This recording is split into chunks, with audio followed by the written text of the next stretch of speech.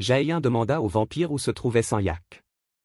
Le vampire, tremblant encore, révéla qu'il était à Dayondong, dans un complexe d'appartements. J'ai accusa réception de l'information d'un simple « compris ». Soudain, le vampire proposa de guider G jusqu'à Sang-yak, le suppliant de faire s'abattre le châtiment divin sur ce salaud, qu'il qualifiait de source de tous les maux. Une fenêtre système apparut, informant Jaehyun que la loyauté de Sang-kyu s'était accrue. Les yeux de Jaehyun étaient cernés et tremblants, ses dents serrées par la colère et la frustration qui le submergeaient. En observant la scène, il comprit que l'homme en face de lui était prêt à tout pour survivre, mais il ne pouvait se défaire du dégoût que lui inspirait cette loyauté grandissante. D'un regard déterminé, Jaehyun fit comprendre que, qu'il ait été humain ou non, il n'avait que faire de la loyauté d'un monstre qui avait dévoré ses citoyens. Il en avait déjà assez entendu. Jaehyun lui parle alors, assoiffé de vengeance, il lui confie une mission, mais il n'a évidemment pas l'intention de l'accueillir. Un message système est apparu, attribuant une quête, éliminer Han Sang-hyuk, le vampire de niveau intermédiaire. Récompense, une petite quantité de XP, qui sera octroyée en cas de réussite. Pénalité en cas d'échec, mort. Jaehyun demande à Sang-kyu pourquoi il n'agit pas lui-même, précisant qu'il n'a pas l'intention de l'épargner non plus. Il lui dit qu'il n'a pas besoin d'être guidé et lui ordonne d'aller tuer Sang-hyuk lui-même. Sang-kyu, paniqué, supplie Jaehyun, « Attends. Alors, s'il te plaît, laisse-moi boire du sang humain. » Il pense que s'il parvient à atteindre le niveau intermédiaire, vaincre quelqu'un comme Sang-yak sera facile. Le regard de Jaehyun s'illumine d'une lueur menaçante tandis qu'il avertit, « Si tu oses ne serait-ce que poser le doigt sur un être humain, ta tête explosera sur le champ. » Le vampire recule de peur, poussant un cri d'effroi. Il comprend que cette quête équivaut à une condamnation à mort. Malgré cela, Jaehyun sait qu'il ne peut pas laisser Sang-kyu sombrer dans le désespoir et s'en prendre à d'autres. Il décide d'agir. Le protagoniste ouvre l'interface du magasin et achète un fusil M16 avec 100 cartouches. Sang-kyu est choqué et s'exclame « Hein ? Un fusil ?»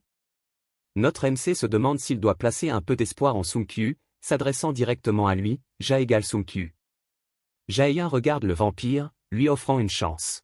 « Je te donne une chance maintenant, » dit-il en lui tendant le fusil M16. « Une chance de te venger de celui qui t'a transformé en ça. » Sang-kyu, serrant l'arme, sent une vague de détermination l'envahir. « Avec ça, c'est possible. »« Je le ferai », s'exclame-t-il. Jaehyun lui ordonne, « Alors fais de ton mieux et élimine jusqu'au dernier vampire. » Il réitère son avertissement, et je le répète, si tu utilises ça pour attaquer quelqu'un qui n'est pas un vampire, je te tue sur le champ.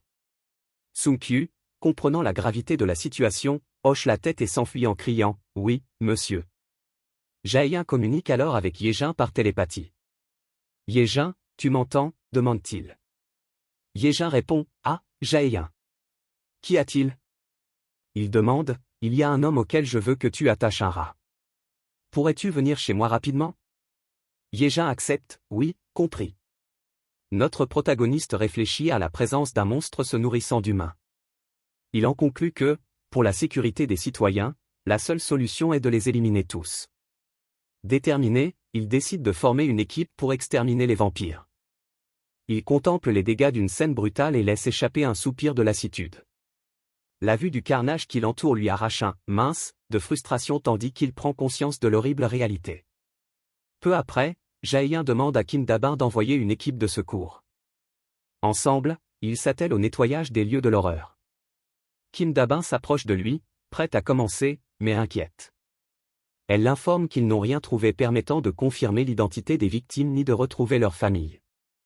Kim Da-bin reconnaît la gravité de la situation, soulignant que sans Internet ni réseau de communication, il est impossible de retrouver les familles des victimes. Jaehyun acquiesce, déplorant la tragédie qui aurait pu être évitée s'ils avaient pu identifier les vampires dès le départ.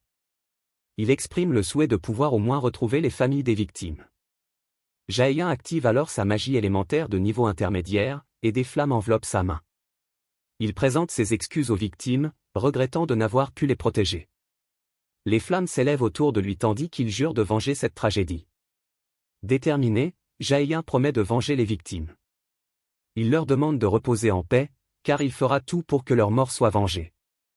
Le vent hurle de façon sinistre autour d'un grand bâtiment désert, créant une atmosphère étrange. L'adrénaline le submerge et Sang-kyu dévale un couloir faiblement éclairé. Ses pas résonnent tandis qu'il serre fermement son fusil M16. Une détermination farouche brille dans ses yeux et il pousse un cri de guerre. Face à un vampire, Sun-Kyu hurle, meurt, et déclenche une rafale de balles. Les projectiles fendent l'air et atteignent leur cible avec une précision mortelle. Alors que le vampire s'effondre, la rage de Sun-Kyu s'intensifie. Il hurle, Han Sang-hyuk, espèce d'ordure. Sa voix résonne du poids de sa vengeance, le poussant à poursuivre sa mission. Sun-Kyu charge en avant en criant, « Je suis revenu pour te tuer ». Sa détermination est palpable lorsqu'il fait feu. Non loin de là, un rat s'enfuit, comme s'il était conscient du chaos. Il s'arrête, les yeux écarquillés, tandis que Sun-Kyu ordonne, « Sors ici immédiatement ». Ailleurs, Jaehyun et Yejin observent la scène. Yejin fait remarquer, « Jaehyun, cet homme. » Il a répondu, « Oui, c'est le vampire dont je t'ai parlé. » Notre protagoniste est interloqué et se demande si Sun-Kyu est sain d'esprit. Est-il fou? Je ne lui ai donné que 100 coups, pense-t-il, remarquant l'assaut implacable de Sun-Kyu contre les vampires. En réfléchissant aux agissements de Sun-Kyu, Jaehyun s'interroge sur l'intelligence des vampires de bas niveau. Il a dit qu'à partir de ce niveau, les vampires retrouvent une intelligence humaine, mais peut-être que cette intelligence est surestimée. Sun-Kyu, imperturbable, recharge son arme avec un « peu importe » déterminé.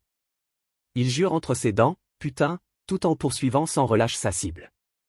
Jaehyun prend conscience de ses propres attentes et pense, dès le départ, « Je n'aurais jamais imaginé que Sun-Kyu puisse être capable de gérer Han Sang-hyuk ».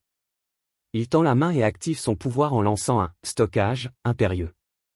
Sun-Kyu, réalisant ce qui se passe, panique et supplie, « Non. Attendez. » Il argumente désespérément qu'avec seulement 50 rounds de plus, il pourrait faire la différence.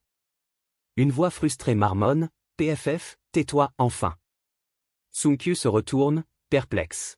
« Hein » s'exclame-t-il en apercevant quelqu'un qui s'approche. Une personne s'avance et commente le tumulte, « J'ai entendu un grand vacarme et je me suis demandé qui c'était. » Le nouveau venu sourit en coin, reconnaissant Sun-Kyu. « Tiens, regarde qui voilà. » C'est Sun-Kyu, celui qui s'est fait virer et qui est revenu. Sun-Kyu, les dents serrées, prend acte de la situation. « Ouais » répond-il, conscient du danger auquel il est confronté seul. Sun-Kyu se précipite en avant en criant, « C'est moi, espèce d'enfoiré. » Sa voix résonne dans le couloir avec une défiance brute. La silhouette répond d'un ton moqueur, « Oh là là, écoute-moi cette bouche. » Ses yeux pétillent d'amusement tandis qu'elle lance, « Les gars. » Soudain, un groupe de vampires se précipite sur Sun-Kyu. Il hurle, alors qu'il l'encercle. Le désespoir transparaît dans sa voix tandis qu'il se débat, criant « Lâchez-moi, salaud !» La silhouette, observant le chaos se dérouler, soupire d'ennui. Franchement, c'est tellement ennuyeux.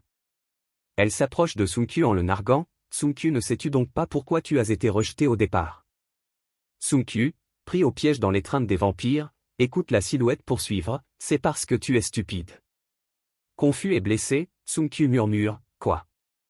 La silhouette nargue Sun-Kyu, se moquant de son incapacité à vaincre même les vampires les plus insignifiants.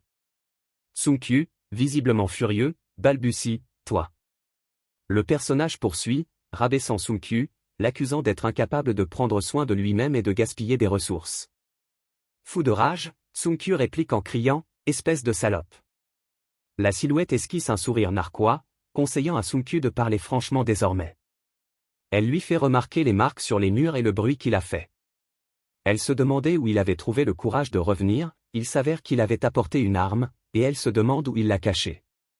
Sun-Kyu, provocateur, crache sur la silhouette qui réagit avec surprise. Il l'insulte, « Va te faire foutre, salope. » Le personnage, imperturbable, commente les actions de Sun-Kyu, « Ah. Voilà pourquoi les imbéciles ne vivent pas longtemps. » Les yeux de la silhouette brillent de malice tandis qu'elle donne l'ordre, « Tuez-le. » Les vampires qui entourent Sun-Kyu réagissent aussitôt, leurs yeux brillant d'une intensité féroce. Ils poussent un rugissement collectif, prêt à attaquer. Sun-Kyu, submergé par l'assaut imminent, hurle de terreur. Sa voix résonne dans le couloir, empreinte de désespoir. La scène bascule dans le chaos lorsque les vampires encerclent Sun-Kyu. Le sang gicle sur les murs et ses cris de douleur emplissent l'air. L'attaque brutale se poursuit sans relâche, semant la destruction sur son passage. Un dernier tressaillement. Une notification système apparaît. claire et définitive. Le citoyen Jagel Sounou est mort. Non loin de là, les vampires poursuivent leur assaut, leurs yeux luisants d'une faim féroce. Soudain, l'un d'eux laisse échapper un grognement guttural, les yeux écarquillés de stupeur. Une vive lumière rouge déchire l'air, prenant le vampire au dépourvu.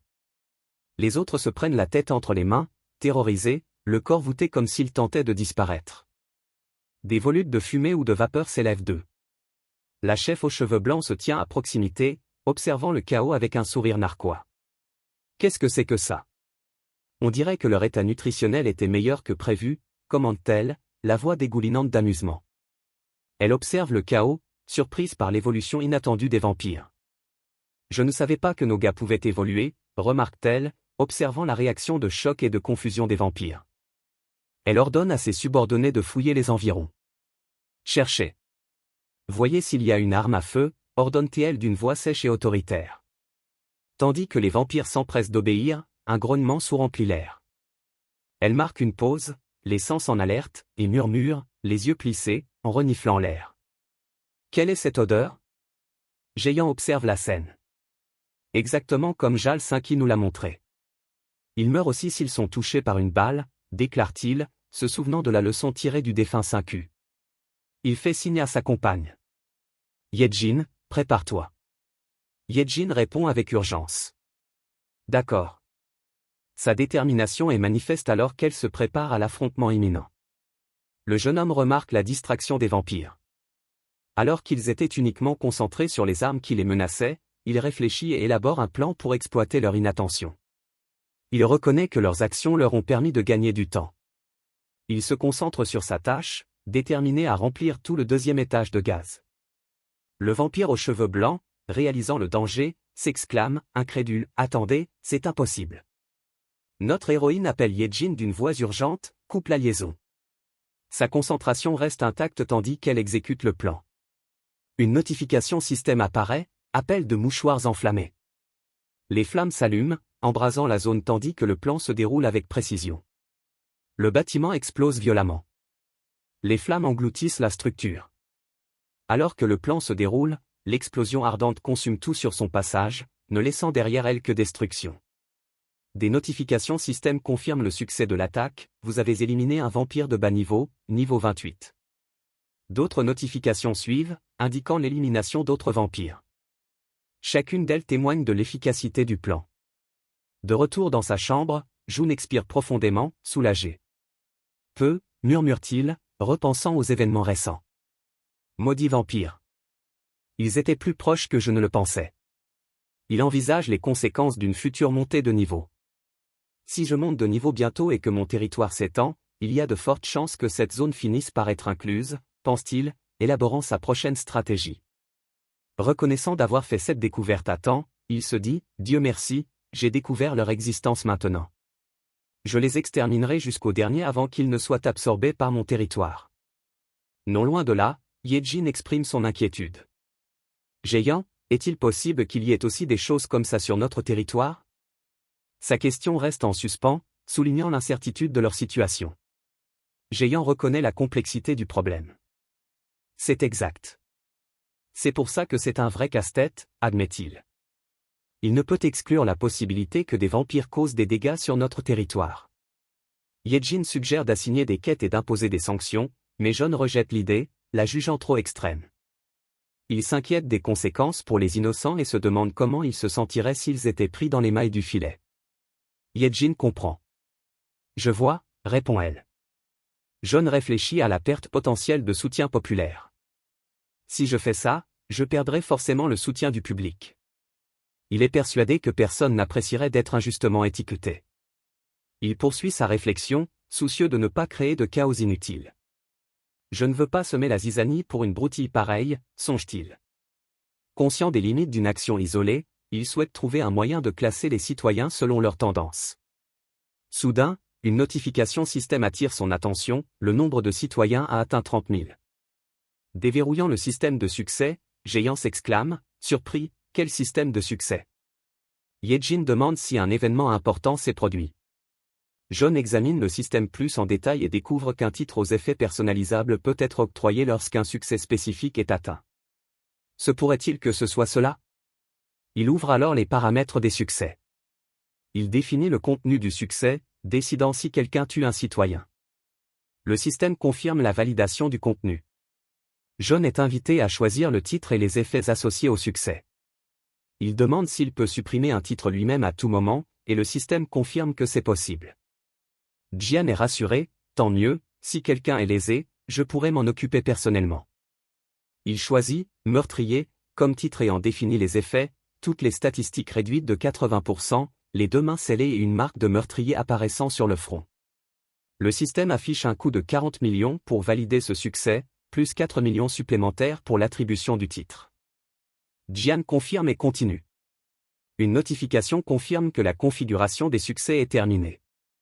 Soulagé, il se sent enfin débarrassé d'une préoccupation majeure. Notre protagoniste réalise que grâce au système de succès, il peut punir la plupart des crimes violents.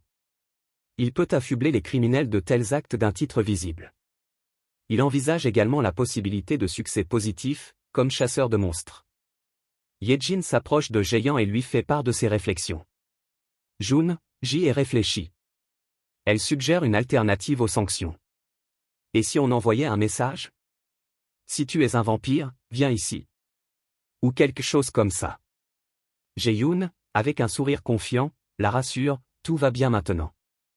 Il révèle, je viens de trouver une solution. Soulagé, Yejin répond, vraiment? Quel soulagement! Elle admet ne pas connaître la solution, mais le félicite, tu es vraiment incroyable, Jian. Le protagoniste, rougissant légèrement, la remercie, merci. Il réfléchit à sa concentration au travail. Réalisant qu'il n'avait pas remarqué quelque chose d'important, Yejin rit. Tu es toujours si humble. Jun pense, Yejin est vraiment jolie. Soudain, Jun devient gêné et panique. Yejin remarque son malaise et le regarde avec inquiétude. Jae-in, tentant de reprendre ses esprits, entend une voix familière. Une personne entre et annonce. Jae-in, j'ai reçu ton message et je suis venu immédiatement. Jae-in, encore troublé, répond, la porte est ouverte, entrez. Le nouveau venu entre. Leur présence est cruciale pour gérer le grand nombre de monstres. Avant l'opération d'extermination de vampires, John exprime sa gratitude, merci d'être venu, votre employeur. Il reconnaît que la plaie était essentielle. Elle suggère alors, on commence tout de suite. Cependant, notre protagoniste marque une pause, réalisant qu'il y a quelque chose d'important à aborder d'abord. Il déclare, attendez avant de continuer. Il y a quelque chose que nous devons faire avant. La scène se déplace vers le haut immeuble. Un groupe est assis autour d'une table dans une pièce faiblement éclairée. Il s'éclaircit la gorge. L'atmosphère est tendue. Une personne, en bout de table, capte l'attention et lance, écoutez-moi tous. L'orateur annonce une nouvelle choquante, le sérum de Shine est mort. L'annonce provoque un choc parmi le groupe. L'un d'eux s'exclame, incrédule.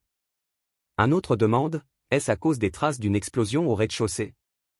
Une jeune fille aux cheveux roses exige de savoir, que s'est-il passé? Le vampire aux cheveux noirs, en bout de table, explique, tout le couloir du rez-de-chaussée a explosé. Il ajoute que les vampires de Baran à proximité ont entendu des coups de feu, suggérant, c'est sûrement leur faute. Une autre personne masquée réagit avec colère, vous voulez dire ces foutus flics? Le groupe autour de la table acquiesce, prenant conscience de la gravité de la situation. L'un d'eux, frustré, s'exclame qu'en laissant les assaillants tranquilles, ils ont oublié leur position. Un autre, empli de colère, insiste sur la nécessité de les tuer immédiatement et de s'emparer de leurs armes, regrettant de ne pas avoir agi plus tôt. Une voix raisonnable intervient, expliquant que la situation n'est pas si simple. Les assaillants sont armés, et une guerre contre eux serait trop dangereuse. Le chef sent que quelque chose cloche et se demande comment les assaillants ont pu connaître leur existence et réussir, il renifle à lancer une telle attaque. Plongé dans ses pensées, il s'interroge sur les raisons de ce raid soudain. Trop d'inconnus subsistent, et la situation est déconcertante. Cependant, son attention est détournée lorsqu'il s'adresse directement à lui, Monsieur Sanyak. Il s'agissait en fait d'un individu de second rang. Le groupe lui avait demandé de prendre la décision. Assis en silence autour de la table, ils écoutaient attentivement, conscients de la gravité de la situation. On sent Hawk, le visage déterminé, déclara, nous insistons sur la nécessité de leurs actions. Cependant, notre propre décision reste inchangée. Avec une résolution farouche, il annonça « Nous les attaquons ». Le groupe réagit avec enthousiasme. « Génial !» s'exclame l'un, tandis qu'un autre ajoute « Éliminons-les tous cette fois ». Cependant, le chef prévient « Nous n'allons pas les affronter de front afin de minimiser les pertes. Il prévoit d'exploiter le manque de ravitaillement de l'ennemi. Nous allons nous servir de cette situation pour infiltrer leurs rangs et les neutraliser de l'intérieur. » Un membre du groupe, réfléchissant au plan, hésite, pour une opération comme celle-ci. Le chef, d'un air grave, annonce que la personne chargée de cette opération est. La pièce est chargée d'anticipation, chacun attendant d'entendre le nom. Soudain, un bruit sourd interrompt la réunion. Le groupe se tourne vers la source du bruit. Perplexes et sur leur garde, ils demandent « Qu'est-ce que c'est ?» d'une voix inquiète. On aperçoit une poignée de portes qui tournent, signe d'une entrée inattendue. La tension monte dans la pièce tandis que le groupe se prépare à l'inattendu. Sans prévenir, une explosion retentit, projetant des débris dans tous les sens.